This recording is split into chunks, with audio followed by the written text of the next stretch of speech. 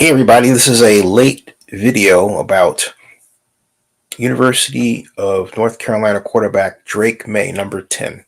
Drake Maye is the ACC's passing leader for 2023, and he is, by the accounts of some people that I know, like Daniel Jeremiah, the top two quarterback between he and Caleb Williams coming out of the 2024 NFL draft to be held in Detroit.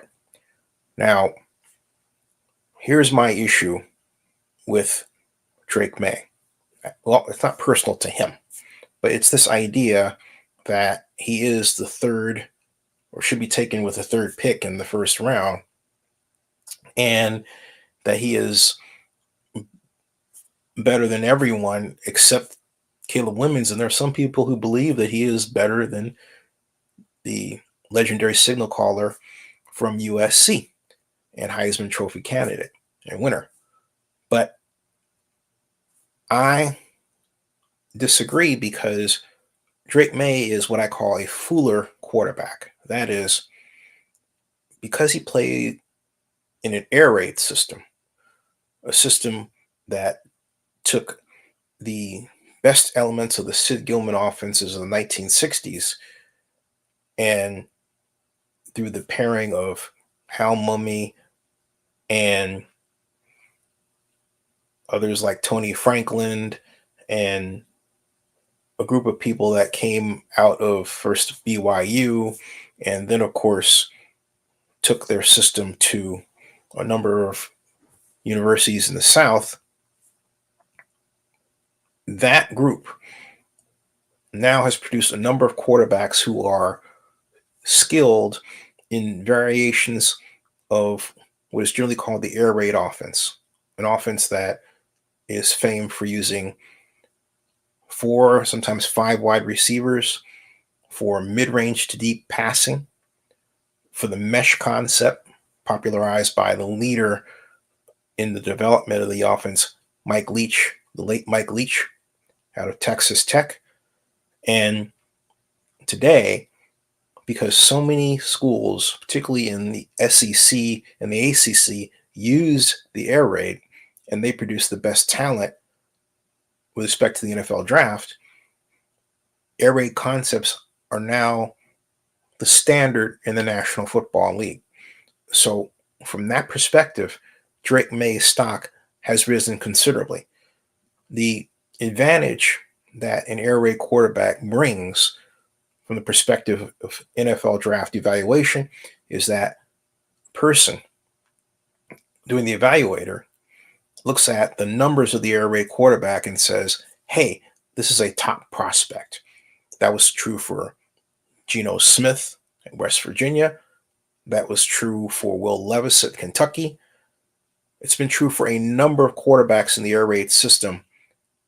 They have at least one great year, some 2, some 3, where they put up eye-popping numbers and their highlight videos feature long pass plays of an exciting variety. That causes a number of people to get behind these quarterbacks and believe that they should be high picks in the NFL draft first round. And that's exactly what's going on with Drake Maye. But the reality is, first of all, before we discuss that reality, let's discuss his numbers that he's put up. According to ESPN, and I'll share with you the page that I'm reading here. You can see that, and then I'll enlarge it. But according to ESPN and according to those who have been estimating his statistics, he started out really, 2021 we'll skip over because that was his redshirt freshman year. But 2022, he had an incredible coming out party, if you will, with 4,321 yards, 38 touchdowns, 7 interceptions, the longest game being 80 yards. And then, but he was sacked 40 times. He had a rating overall of 157.9 because of the touchdown to interception ratio. Now, here's the other aspect of the statistic that you don't see. He fumbled the football 5 times. Those were the fumbles he lost. There's no stat for the number of times he fumbled the ball, whether or not the opposing team recovered it. Keep that in mind. Now, let's go to last year, 2023. His numbers were a little less eye-popping. 3,608 yards, 24 touchdowns, 9 interceptions. But he had 2 lost fumbles. Longest game was 77 yards. He was sacked 29 times. The reason for this primarily was because North Carolina coach Mack Brown made a conscious decision to more emphasize the run that 2023 year, and thereby impacting the overall statistics that Drake Maye put up, as you can see. So, but what got me was, first of all, 2 of his last games were losses. Not just that they were losses, but it's what I saw in those contests. Among the video that I watched of Drake Maye, I'm going to pick, first of all, North Carolina, because that really stuck out. The Tar Heels used a defense where the secondary was using the Rip Liz concepts that were popularized by Nick Saban at Alabama. And it gave Mr. Maye fits. And the offensive coordinators were not doing Mr. Maye any favors, let's be honest here. But there was a stretch where during the first half, Drake Maye was 1 of 7 for 3 yards. And he had fumbled the ball twice in consecutive plays. The first time, play action fake, he kept the ball, fumbled it, but it was recovered by his teammates. The very next play, Mr. Maye decided to scramble. He was hit again after a 7-yard gain, and the ball wound up in the hands of the opposing North Carolina State Wolfpack, where they then brought their offense onto the field and they went down to kick a quick field goal. They eventually would blow out the North Carolina football team in that game, a game played in North Carolina State where it was really, really, really noisy, a game you really should watch. I also noticed that during that game, really the best evaluation of an NFL-bound quarterback, if you're going to say he's someone you want to take as one of the top 5 picks, that environment was super noisy. They were poised with defensive approaches and schemes to defeat or try to defeat the vaunted offense led by Drake Maye, and they did that. But in so doing, they rattled Mr. Maye and company. In fact, the game started off with their offensive line being blown off the ball on the consecutive plays. In short, when you are in a situation like that, you want to say that your quarterback is good enough to get you out of that situation with the kind of raw talent you would expect to see among a top 5 pick. That was not Drake Maye. Now, Drake Maye does have some really good traits. First of all, he has excellent judgment of when to run and not to run. And I think that really serves him well. And his decisions are far more often good than bad as to not just when to run, but where to run. So he picks up exceptionally long gains because of this awareness of how to properly run, and doing so after dropping back to pass and not seeing that the passes he wants are available to him. That's a testament to his coaches. Mr. Maye is not out there drawing up these plays by himself. He's not teaching the offense to the offensive players, okay? And so it's a testament to his coaches. But what I saw that was disturbing was the number of times that Mr. Maye was 2 or 3 occasions not even ready for the snap because it was so noisy. And you would say that's to be expected, but It's born of getting rattled that you're not even ready for your own snap. You know it's noisy. You know you trained for it, but far more often he acted like he was nervous. I don't know if that's because he was, let me put it this way, kind of a little clumsy in making a statement that you had to have better grades to get into his school than NC State. What a way to incite, you know, your enemy's error, right? That's kind of part of the equation, don't you think? But my whole point is, when you do that, you have to be, as they say, ready to back it up. He was not ready to back it up, and his team's game plan certainly wasn't. So therefore, because the game plan was lousy, their play was lousy. But again, he wasn't good enough to cause the team to rise above a bad game plan. That's the measure of someone that you believe you should take as the top pick, one of the top 5 in the NFL draft. Drake Maye is not that person. Drake Maye is very much a product of a system. And in the air raid system, a lot of the highlights that I mentioned are the deep passes and the, ooh, that really is neat, where you see the receiver with a considerable gap between himself and the cornerback or safety or linebacker covering him. All right. But in the NFL, you're not going to get that gap a lot. And you have to understand what it means to throw on time and in spite of close coverage. Drake Maye was not called upon to do that because of the nature of the air raid offense.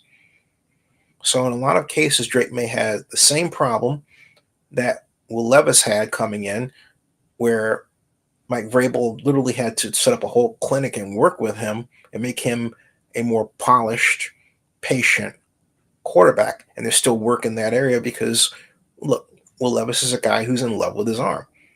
It does well for him, and it does bad.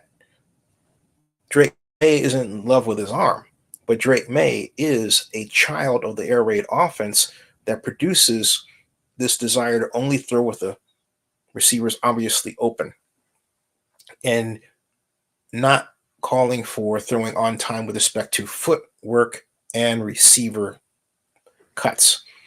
So that, again, if the cornerback is all over the receiver, the pass is completed anyway. That's not something you would expect to see in the North Carolina offense. In fact, you don't see it much. Now, having said all that, there are plays where Drake Maye has completed passes of the close variety, where the defender was close, but they happened on deep passes. So I'm saying that when it came to throwing mid-range or short passes, you will see he didn't do that a lot because, frankly speaking, they didn't have a lot of short passes. Mid-range, yes. Short, no. How else to explain the over 8 yards per catch that Mr. Maye has racked up average over his career at North Carolina? All right. Drake Maye's attributes are that he is trained in a kind of offense that he's going to run in the pros. So from that perspective, he's plug and play. He's 6'4" and 230, and he can run. That's a physical advantage in and of itself. But is he of Caleb Williams' level? My argument is no. He is not that person that you can expect to win a game with intangibles. He's the kind of person you bring in, a coach killer type, who does well enough to run your offense, but I argue not well enough to win you the championship. So draft him in the lower first round, second round, sure. But come on, my friend Daniel Jeremiah, you're going to tell me he's actually worth spending a high top 5 pick on? Well, you know what? The combine will give us a better idea, won't it? And I believe that it will be during the combine that my comment bears fruit. All right. And I'm not, look, I want to say this one thing. I'm not married to the young man not performing well. But after covering the NFL draft since what, 2004, and in New York and on site since 2005, and this is 2024. I've seen enough to know when to call it, and I'm calling it. And I have not, I think once, only once in my entire time, ever went out and called someone a bust, that had bust potential. But I'm calling it here because I looked around at all the descriptions about what people were saying, and something else, occurred to me. I was thinking, wait a minute.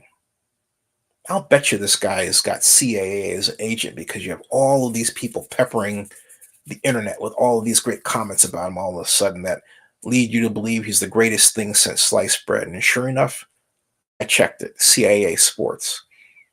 Tom Condon started the tradition of CAA Sports having these key influencers in the NFL draft make these comments, positive comments about his clients, his CAA Sports clients, and that wind up being peppered throughout the internet in search. Drake Maye is the latest example of what I'm talking about. So, folks, don't believe the hype, do the homework, because there are even some statistical reports about his career with passing and rushing that don't even have fumble statistics. Where is the fumble statistic that tells me how many times he fumbled, whether or not the team recovered? And I'll bet you, if you see that, we get a better picture of who Drake Maye really is. Don't even think he needs to be the replacement for Justin Fields for the Chicago Bears. And I think the Raiders are sitting just fine with the quarterback they have, who himself is young. We have to stop this shiny object. This young man is, what, a junior? Just going into his junior year if he stayed. 2 more years of eligibility, I believe. He's listed as a sophomore coming in last year. So he has some growing to do. You want to take that chance? I think you're better off doing so. Let him fall. If he falls to, say, pick 15, 16, 17, 18, I think he's good there. All right? But higher than 10? No. Okay, see ya.